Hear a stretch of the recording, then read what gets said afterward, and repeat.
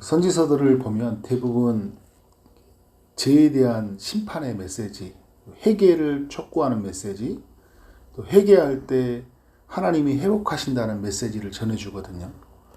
요엘서 2장은 이 세 가지 메시지를 다 보여줘요.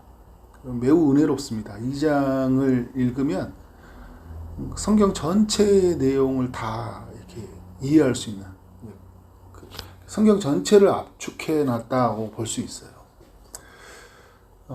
여러분, 우리는 이제 지금 이 시대를 살다 보면 지금 이렇게 좀 부재 없는 것들 이렇게 보니까요, 죄에 대한 인식이 많이 없어졌다. 그리고 회개에 대한 필요성도 많이 사라졌다. 우리의 그 기도의 삶, 그리고 기도의 내용, 그 삶의 모습을 보면 우리가 다 알 수 있거든요. 그리고 또 회복에 대한, 그러니까 하나님이 회복해 주시되 하는 어떤 기대감, 예수 안에서 이 모든 것이 이루어졌다라는 어떤 감격, 그러니까 인식, 필요성, 그런 기대, 감격, 이런 게 많이 없지 않나라는 생각이 좀 들어요. 또 오늘 말씀을 통해서 우리 이것이 분명하게 우리 안에 세워지고, 우리 삶이 좀 더 죄에 대해서 좀 민감하고 회개를 하는 것이 얼마나 중요한지를 좀 깨닫고 살아갔으면 좋겠다. 회복을 기대하고 예수 안에서 이 모든 것이 이루어졌다라는 그 감격을 가지고 이렇게 살아가기를 주의 이름으로 축원합니다. 1절부터 11절의 내용은 죄에 대한 심판의 메시지예요. 어제도 나눴듯이 어떤 죄를 저질렀는지는 말하지 않아요. 다른 성경은 다 말해주고 있죠. 근데 요엘서가 말해주는 것은 뭐냐면, 죄는 반드시 그 죄에 대한 값을 치른다. 심판이 있다라는 것을 우리에게 알려주고 있어요. 근데 이 몇 가지 특징이 있는데, 시온에서 나팔을 불며 나의 거룩한 산에서 경고의 소리를 질렀다 이야기를 하잖아요. 경고의 소리를 질렀다라는 건 뭐냐면, 이제 나팔 소리가 났다. 이건 이제 심판이 임박했다라는 거예요. 그러니까 심판의 신호예요. 동시에 경고의 소리라는 건 뭘까요, 여러분? 바로 즉시로 심판하지 않고 소리를 주었다라는 것은 마지막까지 돌아올 수 있는 기회를 주고 있다라는 거예요. 그러니까 오늘 여러분, 우리에게 여러 신호가 오잖아요. 아, 내가 돌아가야 된다. 지금 멈춰야 된다. 하나님은 하나님의 백성들에게 신호를 줘요. 그때 어떻게 해야 돼요? 멈춰야 돼요. 어떻게 해야 될까요? 돌아가야 돼요. 이 땅 주민들로 다 떨게 할지니 여호와의 날이 이르게 됨이니라. 이제 어떻게 뭐 됐다고요? 임박하였으니. 심판은 어떻게 한다는 거예요? 매우 임박해 있다. 매우 가까이 있다라는 거예요. 곧 어둡고 캄캄한 날이요 짙은 구름이 덮인 날이라. 이제 여러분, 지금 이제 곧 어두워진 우리 인생의 날이 되어지는 거예요. 그런데 여러분, 새벽빛이 산꼭대기에 덮인 것 같다. 이제 어떻게 해요? 이제 실제적으로 보면 유다 백성들을 이제 괴롭히기 위해서 괴롭히고 이들을 심판의 대상으로 삼은 바벨론이다, 이런 나라들이 이제 곧 쳐들어오잖아요. 그리고 이제 우리에게도 주는 메시지는 뭐냐면, 오늘 이 어둡고 캄캄한 날 하나님이 심판이 이제 곧 임박해 있다라는 것을 우리에게 보여주고 있어요. 새벽빛이 산꼭대기에 덮여 있는데, 이제 여러분 어떻게 합니까? 이 새벽이라는 단어를 쓰면서 이제 곧 임박해 있다, 곧 덮친다라는 것을 우리에게 알려주고 있죠. 그래서 심판은 매우 가까이 있다. 그리고 여러분, 이제 어떤 겁니까? 3절에 보니까 불이 그들의 앞을 사르며 불꽃이 그들의 태우느니 그들의 예전의 땅은 에덴 동산 같았어. 매우 좋았다라는 거예요. 그들의 나중의 땅은 황폐한 들 같다. 무슨 말입니까? 심판은 매우 무섭다라는 거예요. 1절에 보니까 이 땅 주민들로 다 떨게 한다. 매우 무서워요. 그리고 여러분 어떻게? 매우 강력합니다. 옛날에도 없었고 이후에도 대대로 없는 그런 강력한 심판이 어떻게 합니까? 임한다라는 거예요. 2절 하반절에 그러잖아요. 옛날에도 없었고 대대에 없으리로다. 그리고 불꽃이 사르는데 그 예전의 것을 다 잃어버리는 완전히 황폐한 것만 남는 그런 심판을 맞이하게 된다는 거죠. 그러니까 여러분, 우리가 이 죄에 대해서 있을 때 개인에 대한 심판이 있고, 이제 마지막 인류 종말에 대한 심판이 있잖아요. 죄를 멈추지 않으면 끝까지 하나님의 뜻을 저버리면 어떻게 해요? 하나님이 이 죄에 대한 이 값을 치르겠다라는 것을 우리에게 말해주고 있어요. 경고의 소리가 아니라 경고만 해주는 게 아니라 경고를 통해 돌아올 기회를 주시고 그렇지 않았을 때 하나님이 심판하겠다라는 무서운 메시지를 우리에게 주고 있는 거예요. 또 중요한 특징 하나는 뭐냐면 이 3절 하반절에 보니까 그것을 피한 자가 없도다 이야기하잖아요. 아무도 피할 수 없다라는 거예요. 회개하지 않는 사람은. 그러면 다시 다르게 반대로 말한다면 피할 수 있는 사람이 누구일까요? 회개하고 하나님 앞에 돌이키는 자라는 것이죠. 그래서 4절부터 11절까지는 이 1절부터 3절의 내용이 어떻게 실제적으로 이루어지는지 우리에게 소개해 주고 있어요. 그러면서 11절에서 이야기하잖아요. 여호와께서 그의 군대 앞에서 소리를 지르고 그의 진영은 심히 크고 그의 명령을 행하는 자는 강하니 여호와의 날이 크고 심히 두렵도다. 당할 자가 누구이랴 이러는 거예요. 누구도 피해갈 수 없다라는 거예요. 이게 하나님이 주는 우리에게 준 메시지예요. 근데 이 메시지로 끝나냐? 요엘서는 제가 처음에 말했던 것처럼 요엘서가 은혜가 된다는 게 뭐냐면 죄에 대한 심판의 메시지만 우리에게 주는 게 아니라 우리로 하여금 그 죄로부터 벗어날 수 있는 회개를 촉구하는 메시지, 또 회복에 대한 메시지를 주는데 12절부터 17절까지는 회개를 촉구하는 메시지예요. 주님이 주는 메시지는 뭐냐면 여호와의 말씀에 너희는 이제라도 금식하고, 아주 굉장히 중요한 말이에요. 이제라도 금식하고 울며 애통하고 마음을 다하여 내게로 돌아오라 이야기하고 있어요. 진심에 흐르는 회개의 마음을 가지고 어떻게 해요? 고백을 가지고 하나님 앞에 돌아오라는 거예요. 그래서 13절에 말하잖아요. 너희는 옷을 찢지 말고, 형식적으로 회개하는 그런 모습으로 비치지 말고 어떻게 마음을 찢으라는 거예요. 근데 여러분, 우리를 이럴 수 있거든요. 이 자리에 앉아 있으면 뭔가 말하면 내가 예를 들어서 죄를 저질렀어요. 누군가에게 함부로 말하고 정말 하지 말아야 될 행동을 했어요.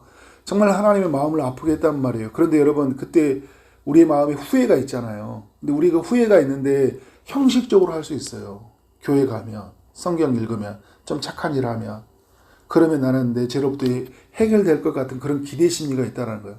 그런 거 말고 진짜 마음을 찢으라는 거예요. 하나님 안에서, 하나님과 나 사이에서 알고 있잖아요. 통회하는 마음을 가지고 마음을 찢고 너희 하나님이 여호와께로 돌아오라. 하나님께로 돌아가는 것이다. 근데 하나님은 어떤 분이냐? 은혜로우시고 자비로우시며 노하기를 더디하시며 인애가 크시사 뜻을 돌이켜 재앙을 내리지 아니하시다. 여러분, 회개하는 자가 은혜로우시고 노하기를 더디하신 하나님, 뜻을 돌이키신 하나님을 만나는 거예요. 진정으로 회개하는 자가 만나는 거예요.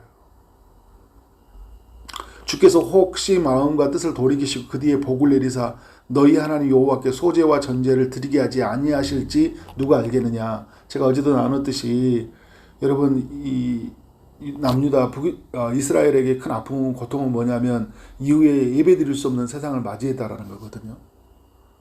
그런데 여러분, 어떻게 해요? 이제 하나님이 참된 예배를 드릴 수 있는 이 세상을 다시 어떻게 한다는 거예요? 맞이하게 해주시겠다라는 거예요. 그래서 뭘 해야 되냐? 15절에 너희는 시온에서 나팔을 불어. 여러분, 1절에서도 보면 어떻게 해요? 시온에서 나팔을 불라고 이야기하잖아요. 시온에서 나팔을 불러. 이제 심판이 시작되었다 이야기하는데 이 15절에서 말하는 것은 뭐냐면 이제 어떻게 하는 거예요? 심판이 임했으니까 이제 하나님의 백성들이 모여서 할 일은 뭐냐면 금식일을 정하고 성회를 소집하라. 그러니까 거룩한 모임으로 사람들이 다 모이라는 거예요. 성회라는 것은. 그래서 여러분, 15절과 16절은 우리에게 뭘 보여주냐면 언제, 어디에서, 누가 회개해야 되는지 다 보여줘요. 언제 해야 되는 거예요? 이제라도 말했으니까 여러분, 지금 회개해야 되겠죠. 그죠? 지금 회개해야 돼요. 그런데 어디에서 회개하냐? 그러니까 금식일을 정하라고 하잖아요. 날짜를 정하라는 거예요. 그리고 성회를 소집하라. 어떻게 합니까? 예루살렘 성전으로 모이라. 그럼 지금 우리로 말하면 이제 교회로, 믿음의 사람들이 함께 모이라는 거예요. 16절에 보니까 이제 누가 회개해야 되냐? 백성들을 모아서 모임을 거룩히 하고 장로들을 모으며 이렇게 지도자들을 모으는 거예요. 어린아이와 젖먹는 자들, 신랑을, 신부를 다 모으라는 거예요. 누구도 여러분 피해갈 수 없어요. 다 모이라는 거예요. 누가 회개해야 되는가? 제 앞에서 엎드려진 자들이 다 회개해야 되는데 그런데 여러분, 나는 아니야라고 말할 수 있거든요. 아니에요, 여러분. 우리 모두가 범한 죄를 가지고 하나님 앞에 서는 거예요. 그러니까 교회에서 우리가 여러분 신앙생활 하다가 그럴 수 있어요. 항상 다른 사람의 죄를 들춰놓는데 시간을 다 보낼 수가 있어요. 그래서 정죄하고 판단하고. 그렇지 않습니다. 신앙은 나와 하나님 사이에서 관계에서 이루어져야 돼요. 단독자로 서야 돼, 하나님 앞에서. 그래서 내 죄를 하나님 앞에 토해내는 거예요. 17절에 여호와를 섬기는 제사장들은 낭실과 제단 사이에서 울며 이르기를 여호와여 주의 백성을 불쌍히 여기소서. 주의 계획을 욕되게 하며 나라들로 그들을 가난하지 못하게 하옵소서. 어찌하여 이방인으로 그들의 하나님이 어디 있느냐 말하게 하겠나이까 할지어다. 그러니까 여러분 이 남유다는 바벨론에 완전히 이제 포로가 되고 다 나라의 땅들은 다 망가지고 완전히 초토화가 황폐화가 되어버렸잖아요. 그러니까 하나님 앞에 나아갈 거 뭐냐면 우리를 불쌍히 여겨달라는 거예요. 불쌍히 여겨달라. 그때 여러분 어떤 일이 만나는 거예요. 18절에 말하잖아요. 그때 이게 너무 은혜되는 거예요. 이제라도 그때 여호와께서 어떻게 해요? 자기의 땅을 극진히 사랑하시어 그의 백성을 불쌍히 여기실 것이라. 불쌍히 여겨주소서. 17절에서 그 고백의 외침을 어떻게 해요? 하나님이 불쌍히 여겨주실 것이므로 답해 주시는 거예요. 그래서 여러분 우리가 해야 될 일은 우리가 하나님 앞에 긍휼을 구하는 거예요. 그때 긍휼하시는 우리 하나님을 만난다니까요. 19절에서도 나올 때 하나님이 19절 이하에서 계속적으로 회복의 메시지를 우리에게 주고 있죠. 다시는 어떻게 합니까? 욕을 당하지 않는다. 수치를 당하지 않는다라는 거예요. 21절의 이하를 보니까 이제 20절부터 이하에 보니까 땅이 이제 살아나서요. 21절에 풍성한 열매를 맺게 되고요.